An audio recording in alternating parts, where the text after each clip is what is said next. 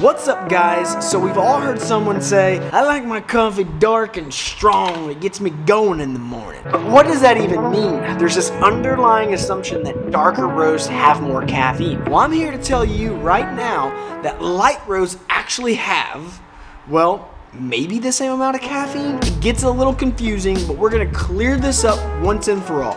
The light roasts or dark roasts have more caffeine. Let's go. Okay, so the confusing term that everybody is using is the word strong.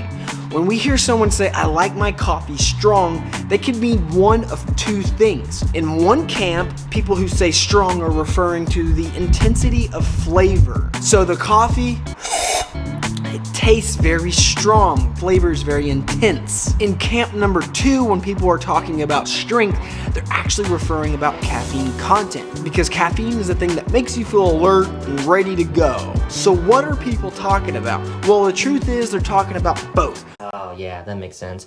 No, it doesn't. Not cool at all. So it's important that we distinguish when we're using the word strong what we're talking about. Are we talking about intensity of flavor, or are we talking about the amount of caffeine? Now, when we're using the word strong as a way to describe intensity of flavor, well, the word strength is being used properly. Boom. Knew it. Tell us about it, please. But you might confuse people when you're talking about the other way. When people say, I like dark roasts because they are stronger, and they're referring to them in terms of caffeine content, they're actually completely wrong. For the most part, dark roasts and light roasts on a per gram level have the same amount of caffeine.